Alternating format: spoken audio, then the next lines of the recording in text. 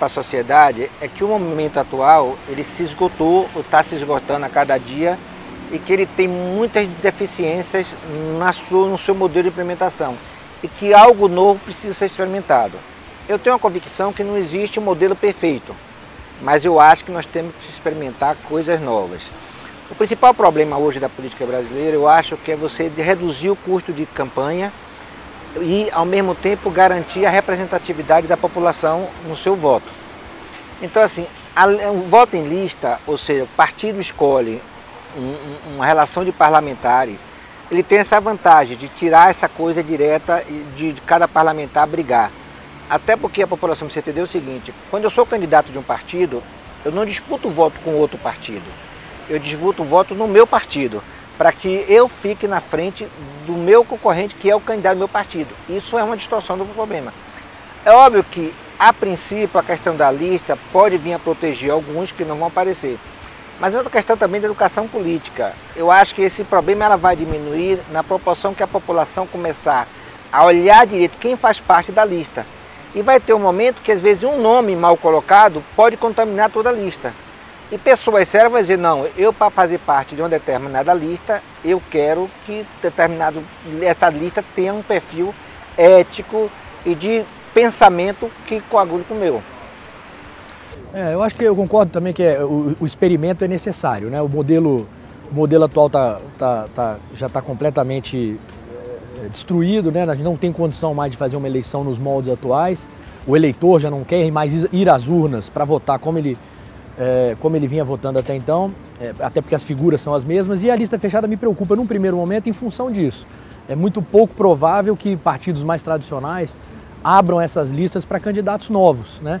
Como há uma ansiedade da população por uma renovação, principalmente no Congresso Nacional, falando em termos federais, mas na política de uma forma geral, talvez nessa primeira eleição de lista fechada, em 2018, a gente frustre um pouco o eleitor que vote num candidato que era aquele que ele esperava que seria a renovação, né? Seja ele jovem, velho, não interessa, né? Político ou não, mas ele apostou as suas fichas de renovação política em cima de um determinado candidato e esse candidato acaba não sendo eleito porque na lista ele foi colocado no meio ou no final da lista em detrimento de candidatos mais antigos e que já fazem parte do quadro partidário há mais tempo e fazendo com que nós tenhamos mais 4 anos, de 2019 a 2022, 2023, com figuras já conhecidas da política tradicional, então contrariando um pouco os anseios da sociedade, que é o da renovação. Por outro lado, eu concordo que precisamos experimentar alguma coisa nova, porque o modelo exauriu.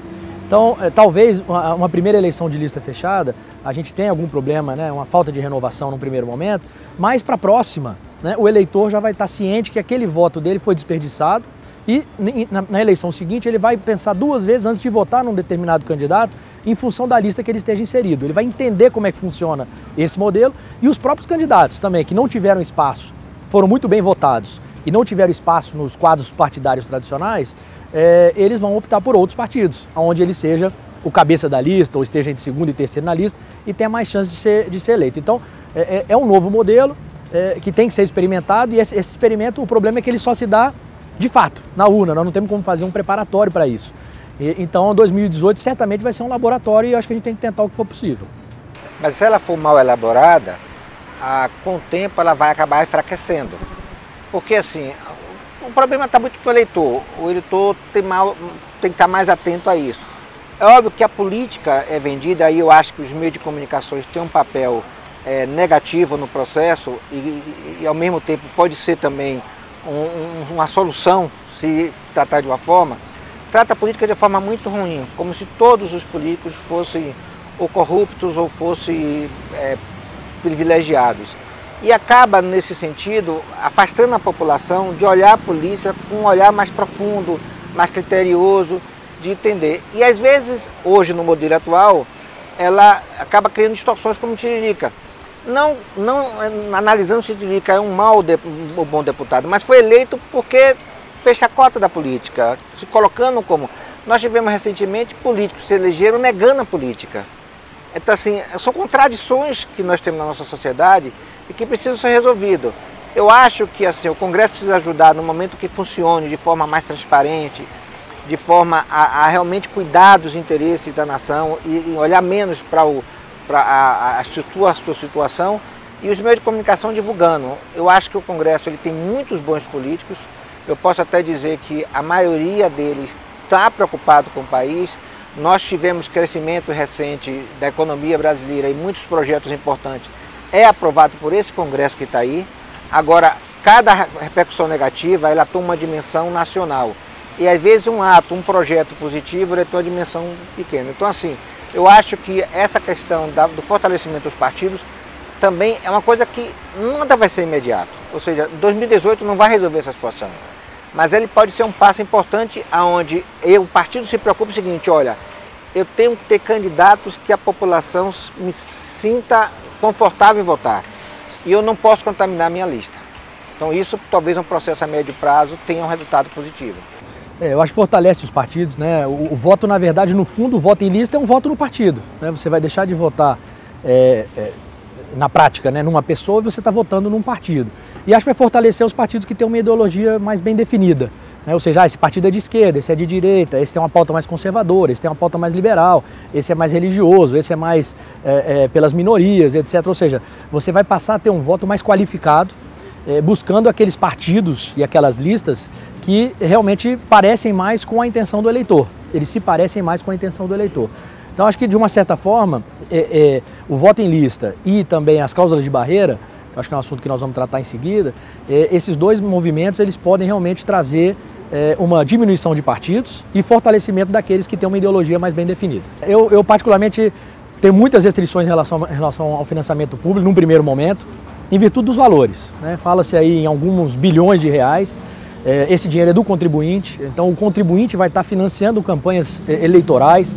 A gente está vendo uma discussão agora sobre pagamento de multa de partido, ou seja, o partido arrecada um dinheiro que é público e vai pagar uma multa que é dele, com dinheiro que é público. Então você começa a dar um destino para o recurso do contribuinte que eu acho que não é o destino final que deveria ser.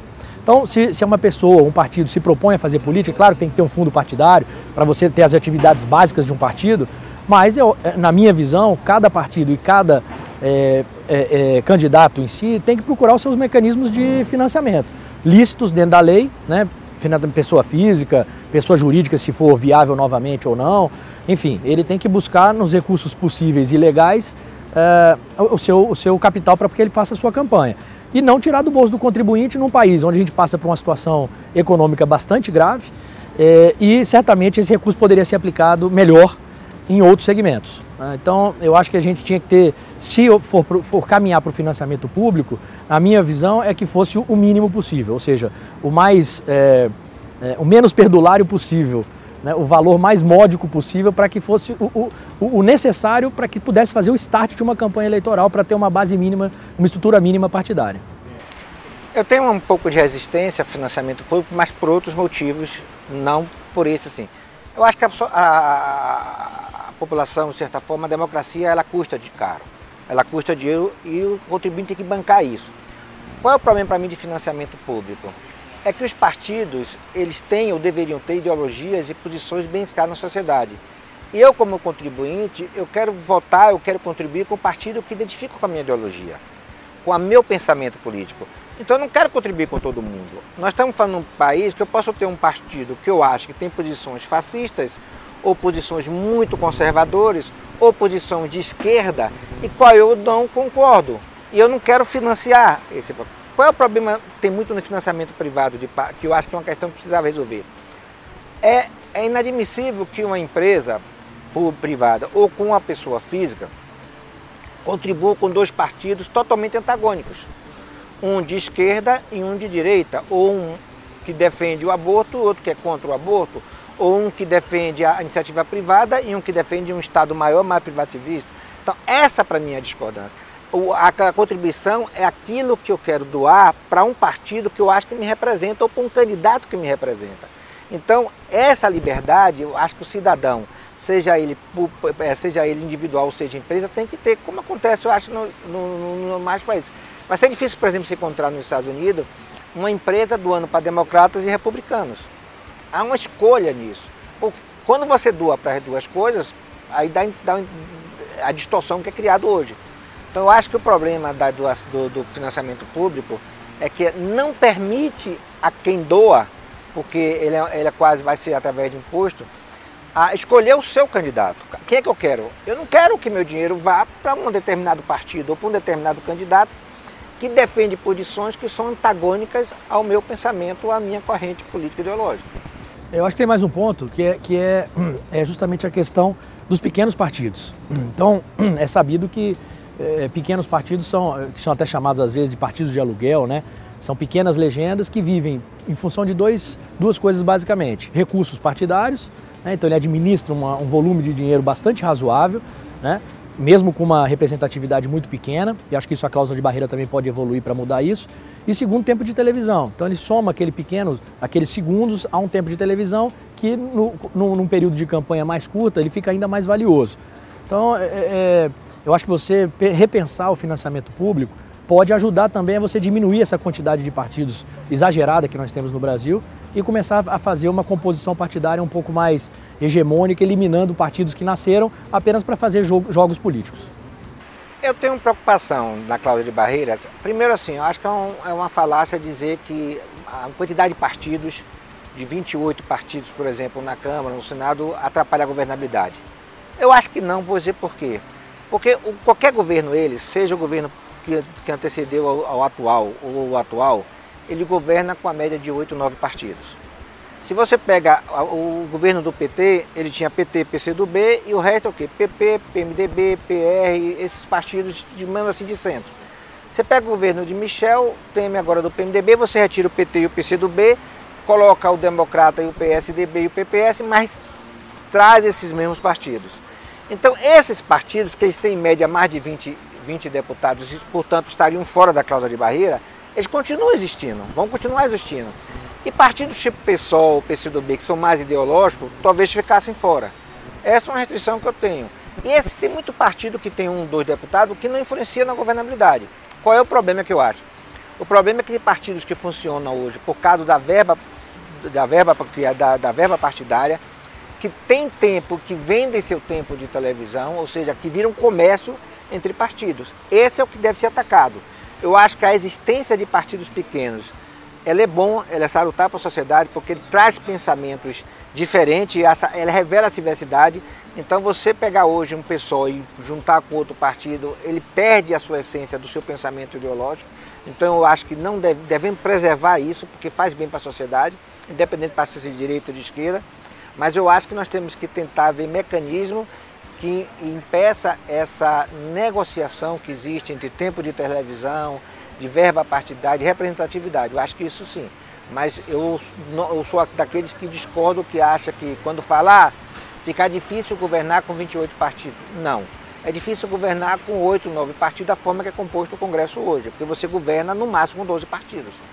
E esses partidos continuarão existindo na cláusula de barreira. Eu não vejo como eles saírem, porque são partidos de, em média, 20 deputados. Eu acho que a cláusula de barreira é um mecanismo importante para você eliminar alguns partidos, né? E partidos esses que não contribuem para o processo democrático. Eles contribuem para o processo político, mas não para o processo democrático. E o índice que está sendo colocado agora, que é de 2%, e depois em 2022 subiria para 3%, né? É um mínimo de representatividade que um partido político tem que ter, né? É curioso quando você vê um debate majoritário, por exemplo, onde você tem 7 candidatos para uma prefeitura grande e você coloca lá na mesma mesa de debates um candidato que tem 0% dos votos, né? Então aquele candidato ele não representa ninguém. Se ele não representa ninguém, ele não deveria estar ali, né? Então você tumultua um pouco o processo e cria partidos pequenos, que são os que a gente veio comentando até agora, aqueles partidos que se vendem, entre aspas, para coligações maiores, em troca de tempo de televisão, em troca de recurso partidário, em troca de alguma benesse. E aí a gente começa a desvirtuar um pouco esse processo político democrático, né? Que é a troca de tempo ou dinheiro por benesse. É tudo que a gente não quer e é tudo que a reforma política quer coibir e banir do nosso sistema eleitoral. Então, na minha visão, apesar de a gente ter algumas perdas com candidatos importantes que talvez não se viabilizem, mas eu acho que para o processo eleitoral e político, a cláusula de barreira, ela nesse primeiro momento também experimental, como lista fechada, nós estamos experimentando coisas novas, eu acho que a gente poderia experimentar essa cláusula de barreira para a gente ver se haveria uma melhora, um ganho eleitoral e político, ou se haveria um retrocesso e bons candidatos ficariam de fora. Eu acho que vale a pena o teste.